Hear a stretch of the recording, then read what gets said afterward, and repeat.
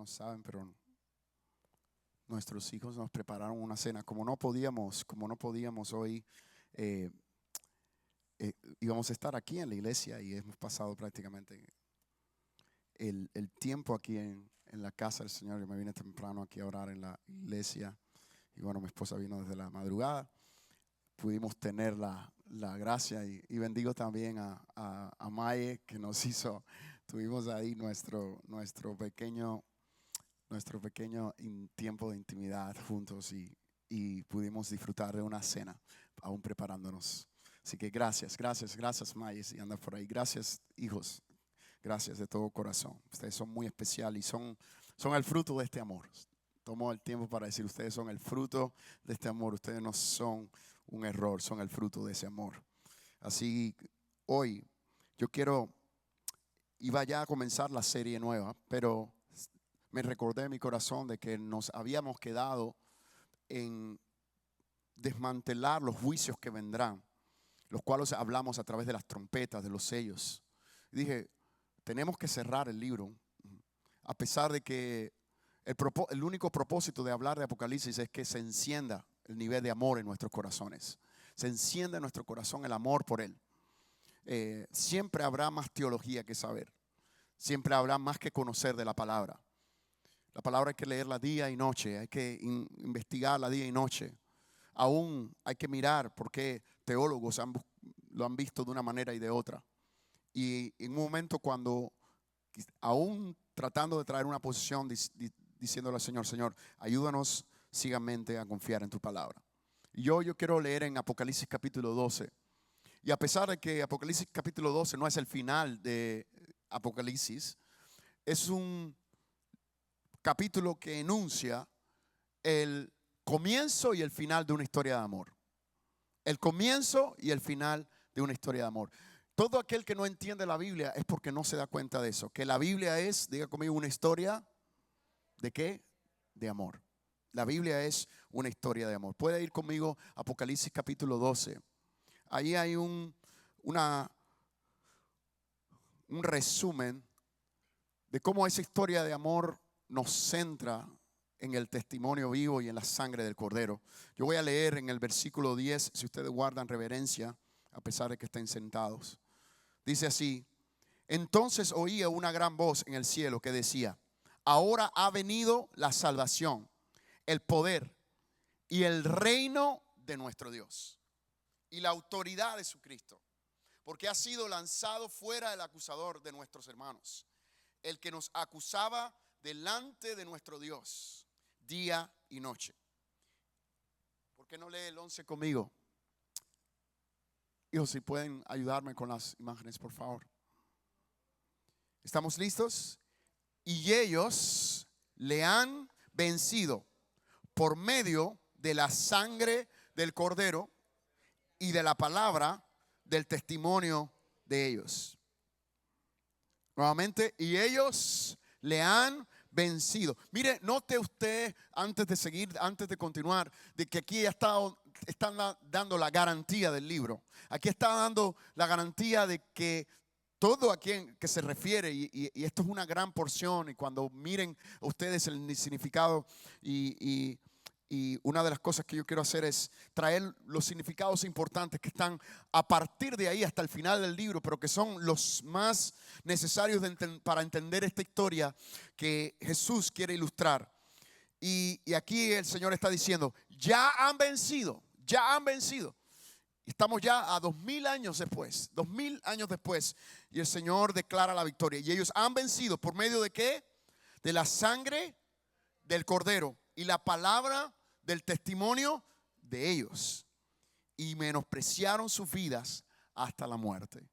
Por lo cual, alegraos, cielos, y los que moráis en ellos.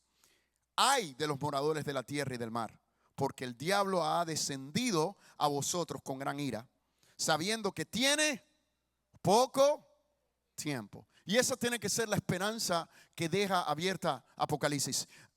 Poco tiempo, poco tiempo. Poco tiempo para alerta, pero poco tiempo como buenas noticias.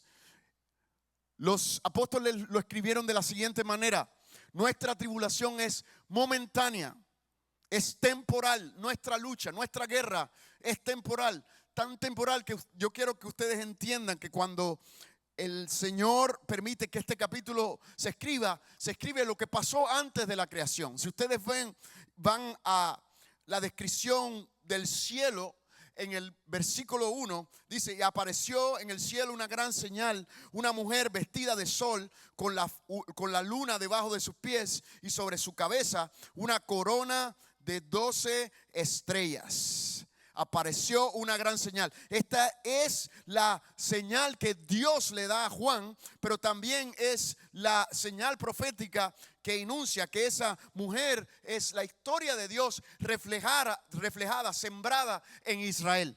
Por eso la mujer, ¿qué representa? Representa a Israel.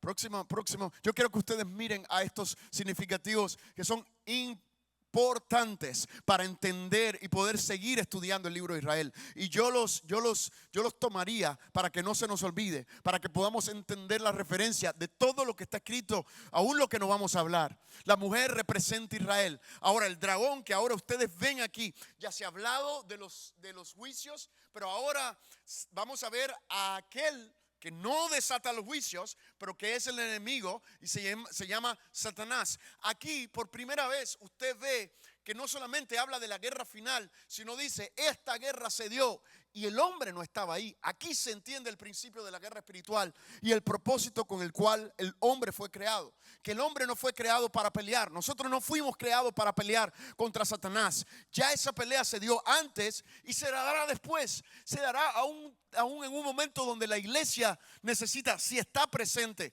porque ha creado dentro de la gran tribulación, o si no está presente y han quedado simplemente los mártires y los hombres y mujeres que no, Dios los ha protegido, Dios los ha sellado. Hablé del sello de Dios, como Dios va a sellar gente en medio de una tribulación que está matando constantemente personas.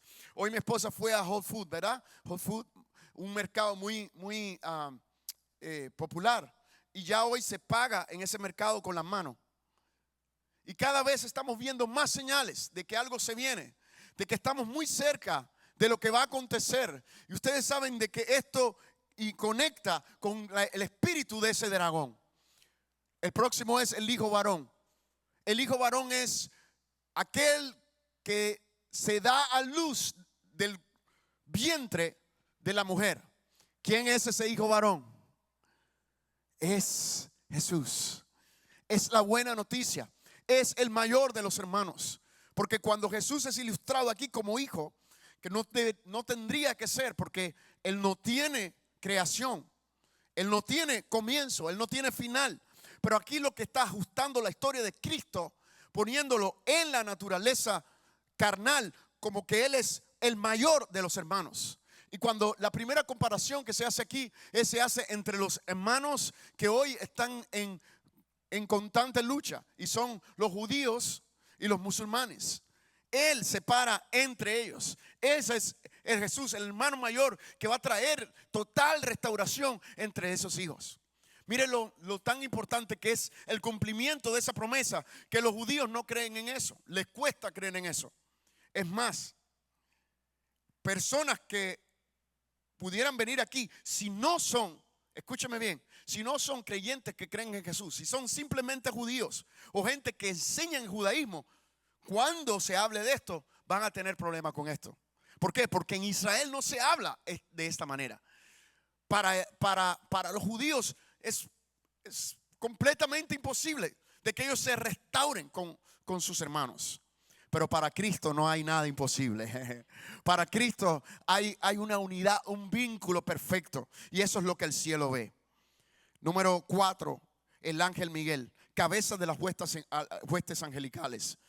Miren, hermanos, cada vez que vemos la autoridad de Dios peleando contra el enemigo, ahí vemos las huestes celestiales angelicales peleando por nosotros. ¿Qué deberíamos hacer cuando adoramos?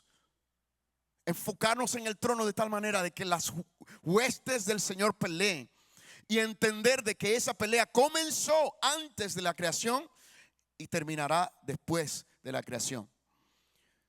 El vástago de la mujer, ¿qué representa? Ponga su mano en alto y dígale: nosotros los gentiles. La iglesia misteriosa de Daniel capítulo 12. Una iglesia que tampoco los judíos pueden entender. Nuestros hermanos judíos no pueden entender hasta hoy. No se dejarían predicar por nosotros, no se dejarían mover por nosotros.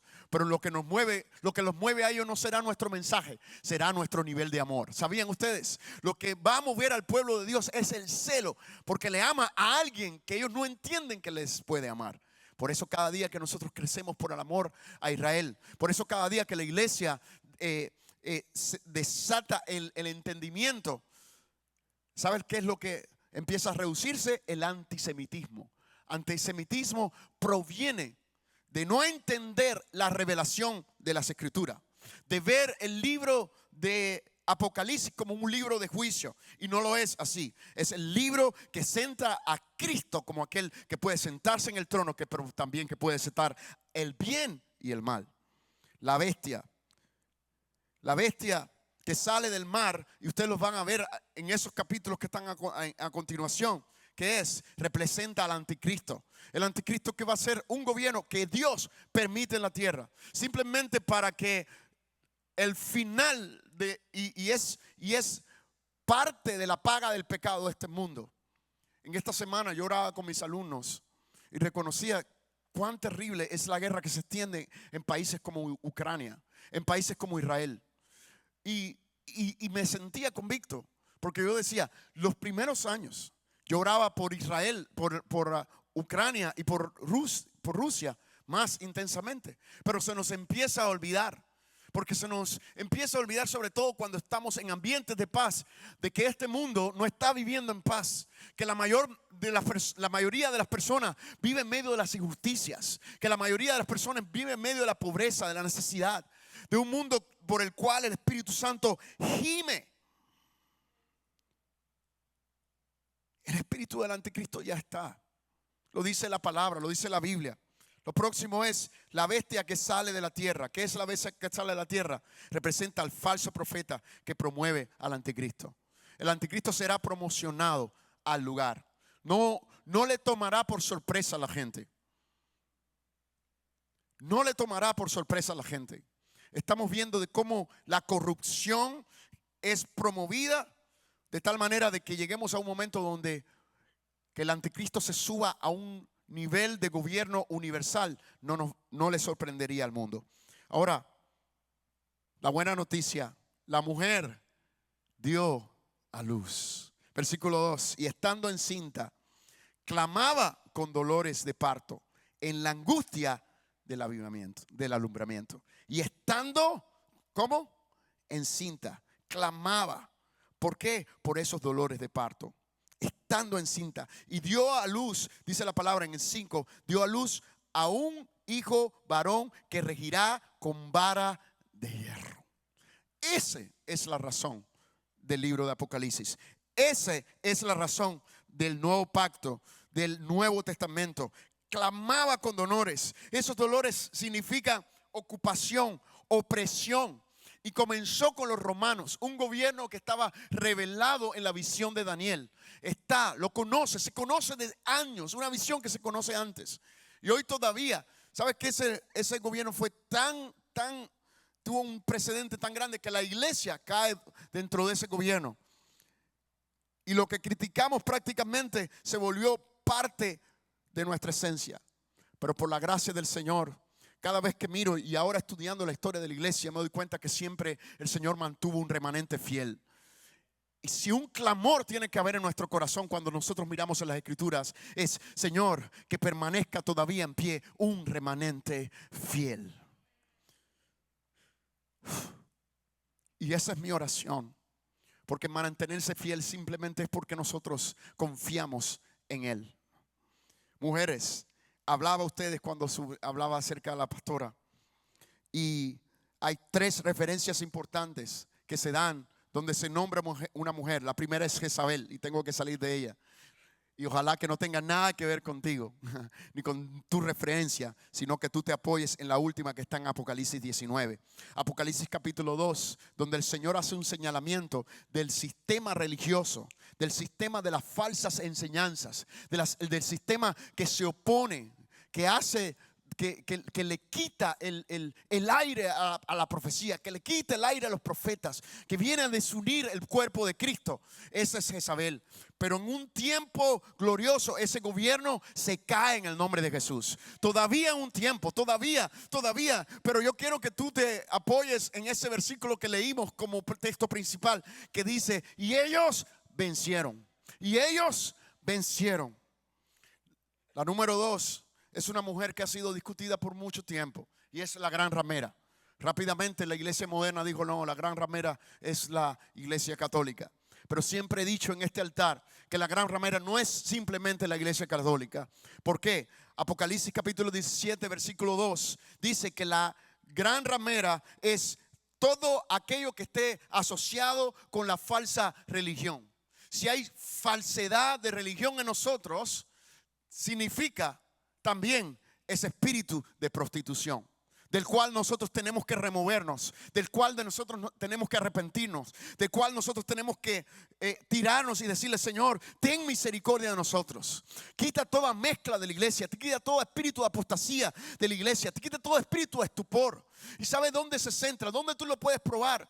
Cuando el evangelio es cuestionado por nuestras debilidades humanas, cuando el evangelio está dentro simplemente de nuestras situaciones y se sale del contexto de la fe, cuando fue dado a hombres y mujeres que todo lo dieron. Cuando tú ves el contexto de ese versículo 11, dice: y ellos tuvieron por apreciación la muerte. ¿Para qué? Para que entonces naciera la iglesia de Apocalipsis capítulo 19 versículos 7 y 8. Pon tu mano derecha en alto y di: esa iglesia somos tú y yo, por la gloria de su nombre. Y Señor, siempre la diestra será el reflejo. Dice: la diestra de Jehová hace justicia, hace proezas. Y yo quiero que tú te enfoques en eso. Cada vez que tú veas que tus debilidades te quieren a hacer lazo, que tus debilidades no te dejan avanzar, la palabra dice de que tú no eres ni Jezabel, que tú no eres tampoco la gran ramera, que tus pecados, tus culpas, tus debilidades no te mantienen ahí, sino que hay un capítulo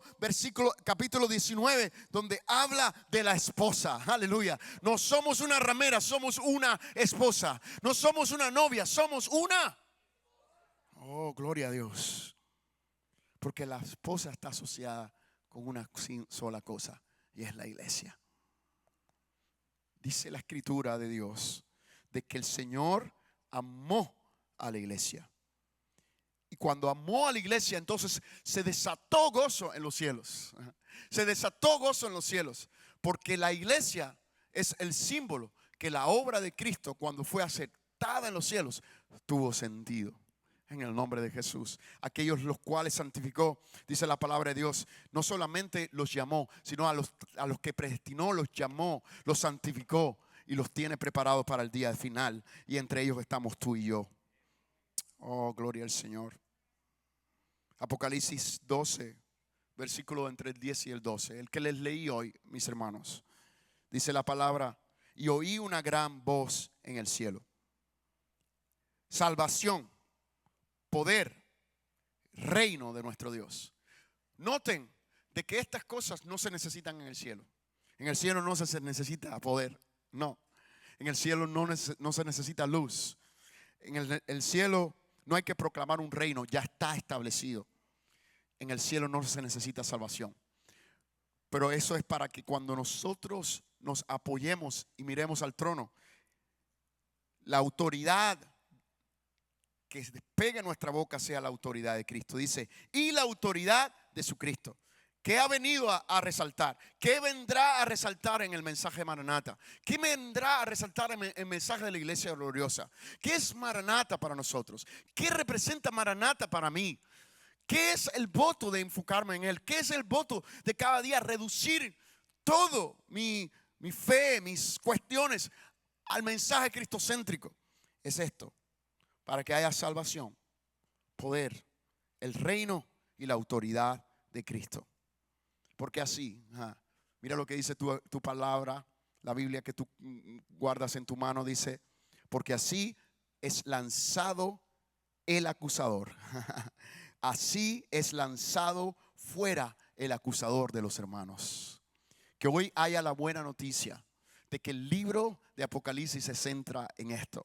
A través de Cristo, de su salvación, del poder de su reino, ha sido echado fuera nuestro acusador. Por eso lo que le conecta ahí es, por lo tanto, ellos vencieron. ¿Qué tal si vivimos nuestra vida como que conocemos el final? ¿Qué tal si tú empiezas a atravesar tus circunstancias como que conoces el final? ¿Cuántas veces se nos nubla la visión acerca del final? Detrás de esa gran voz había una gran humanidad redimida. El propósito de la redención de Cristo, y primera de Juan capítulo 2 versículo 1 lo dice: hay un intercesor y un abogado. Pedro y Pastor Carlos, vamos a hacer un momentito lo que Cristo hizo y lo que iglesia debe hacer. Y es que cuando nosotros entendemos quién Cristo es, entendemos de que Él nos puso en su lugar. Él nos dijo: ustedes llevarán el mensaje de mi reino. Y ese mensaje está entre el cielo y entre ¿qué? La tierra. Nuevamente, entre el cielo y la tierra. Muchas ocasiones nosotros estamos simplemente mirando a la tierra, hablando a la tierra, y hablamos acerca de Dios, hablamos de las cosas de Dios. Pero lo que hizo Cristo no fue pararse hacia la tierra. Lo primero que hizo Él es pararse al cielo. Un intercesor es alguien que se para delante de Dios, de frente de Dios, a favor de aquellos que representan su reino aquí en la tierra. El mensaje de Apocalipsis es esta expresión. Cada dinámica, cada actividad, cada enseñanza, cada discipulado debe ser esto. Nosotros mirando al cielo por cumplir las promesas de la tierra. ¿Por qué? ¿Por qué? ¿Por qué cambiamos nuestra dirección? ¿Por qué a veces le estamos dando la espalda a Dios? ¿Por qué a veces queremos cargar nosotros el mensaje cuando el Señor nos mandó a que los intercesores clamaran entre los atrios y el altar, entre el cielo y la tierra? Un verdadero intercesor habla con Dios de las cosas que tiene y necesita, y habla y necesitan ser cumplidas en su pueblo. Pueden sentarse. ¿Sabe qué significa la palabra bendición? Eso cuando decimos bendecir al Señor. Se ha puesto a usted a buscar la definición. Yo quiero darte la definición de la palabra bendición. Porque a pesar de que se parece a la alabanza, y describí la alabanza como aquello que desata la fortaleza, el poder de Dios, y describí la adoración como aquello que se resume en las palabras que decimos a Dios, hablar con Dios, en toda la dinámica 24/7 que tenemos.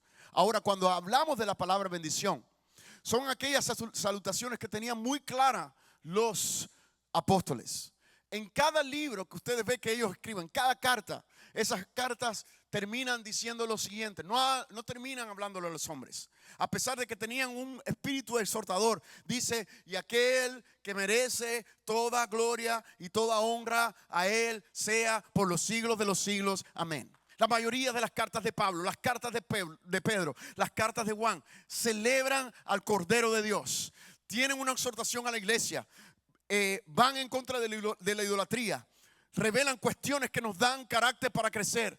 Pero el final de las cartas es: a Dios sea la gloria. Eso define lo que bendición es.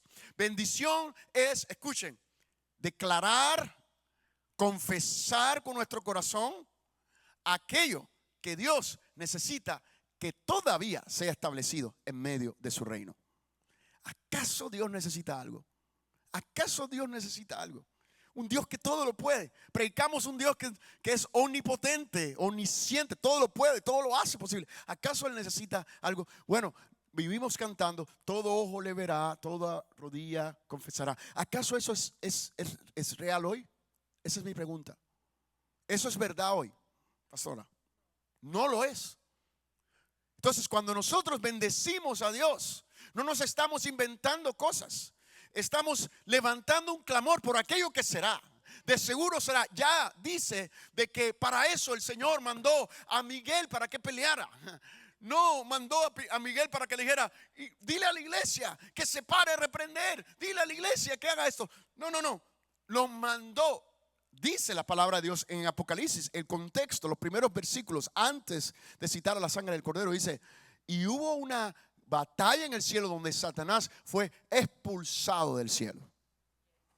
Esta semana hablaba con alguien y me decía, ni el cielo, ni Dios mismo se libró de la división. Se libró. El mismo cielo lo soltó, tuvo que soltar a Satanás. Entonces, ¿qué no van a hacer con tu vida? ¿Qué no va a pasar en tu aflicción? ¿Qué no va a pasar en tus pruebas? Ahora, cuando nos enfocamos en lo que Apocalipsis dice, nos centramos de que bendecir a Dios es proclamar. Diga conmigo, proclamar.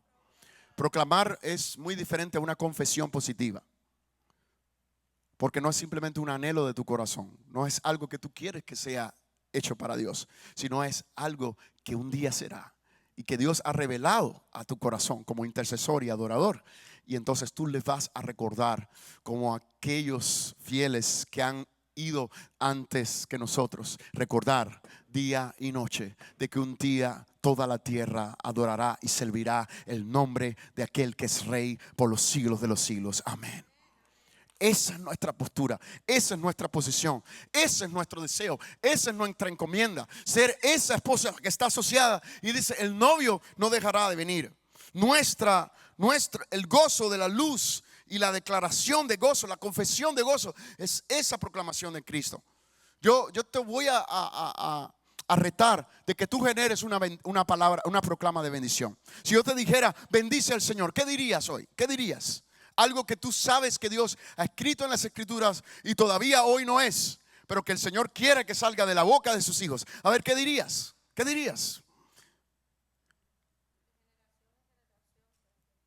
Que todas las generaciones en Él sean benditas. ¿Son benditas hoy? No, no lo son. Aún la generación de los musulmanes todavía no es aceptada. No está dentro del reino, no lo es. No está. ¿Qué más? ¿Qué más podemos decir? ¿Qué podemos decir sobre Israel? De que el velo se caiga, lo que significa revelación, que se caiga ese velo. Señor, que tu reino resplandezca sobre Israel, que sea la paz sobre Israel. Eso es bendecir a Dios. Ahora, cuando nos centramos, la palabra que debe sellar nuestra bendición debe ser: y a ti sea dada toda la gloria y toda la honra por los siglos de los siglos. Amén. Si al diablo no le gusta escuchar algo, escúchame, es eso, de que tú en cualquier circunstancia que estés digas: a mi Jesús sea dada la gloria. Dios tiene que levantar a los Esteban de esta generación. ¿Dónde están? ¿Dónde está gente que puede ver al Señor en medio de las circunstancias? Gente que puede ver cielos abiertos cuando recibe piedras, cuando recibe heridas, cuando recibe circunstancias, cuando recibe en su vida enfermedad. Has estado tan enfermo, has estado tan cuestionado, has estado tan confundido en la vida, que simplemente siente que tu espíritu clama al Señor, ni tus palabras salen. ¿Acaso no llega el desánimo? ¿No toca el desánimo a la puerta de los santos? ¿Acaso no toca el desánimo? ¿Acaso no desviste y le dice: ya tú no eres esposa?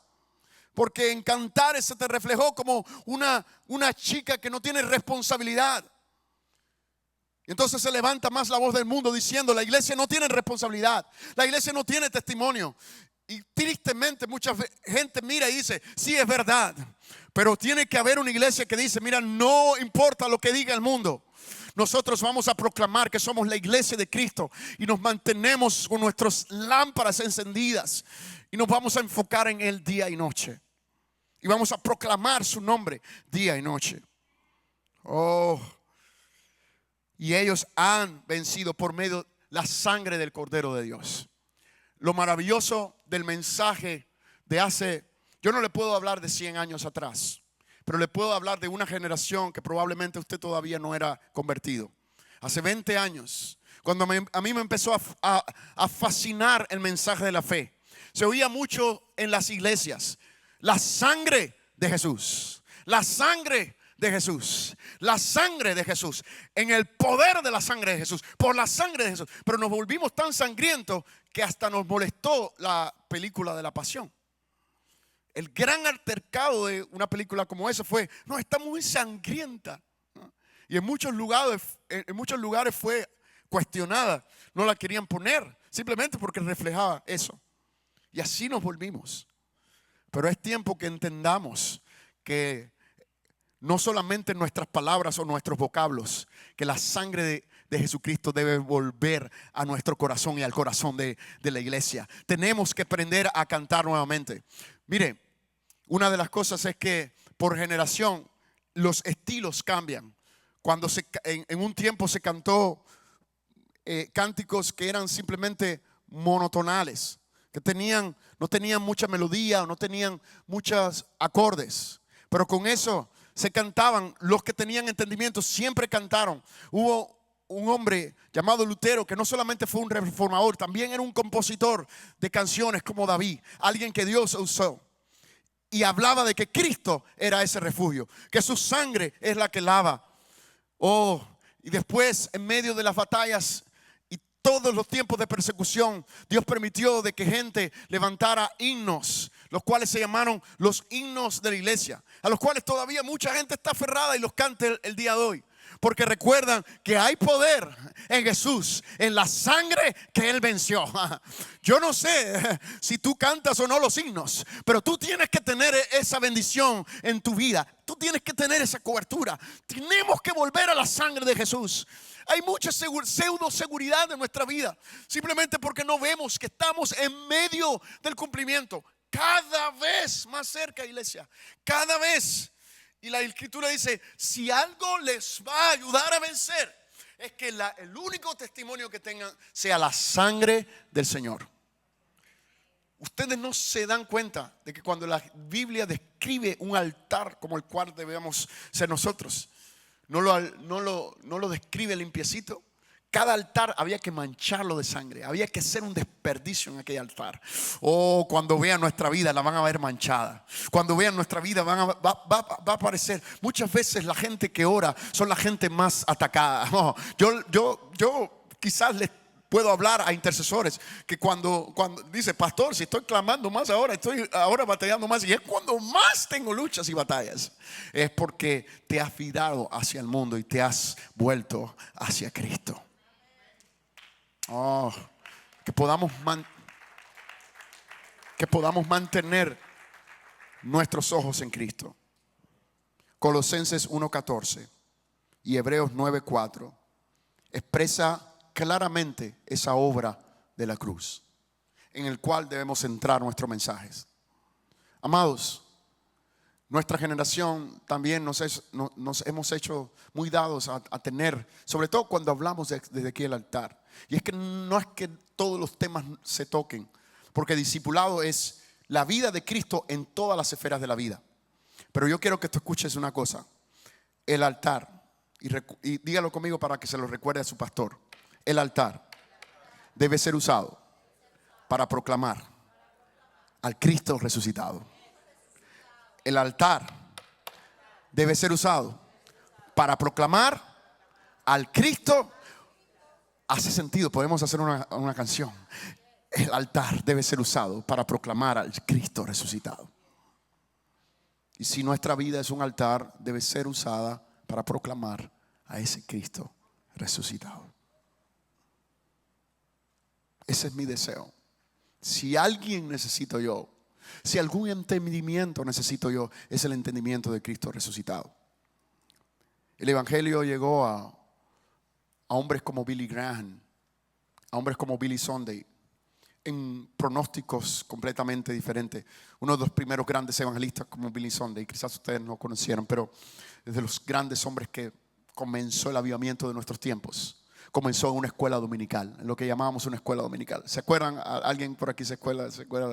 Ya nosotros estamos tan sabáticos que la escuela dominical se nos puede olvidar. Pero un día volveremos a tener el domingo por la gracia del Señor, aunque sea en otro servicio y en otro lugar. En el nombre de Jesús, alguien puede decir amén. Que esa sea la gracia del Señor para el año 10. Estamos confiando y estamos creyendo y estamos orando.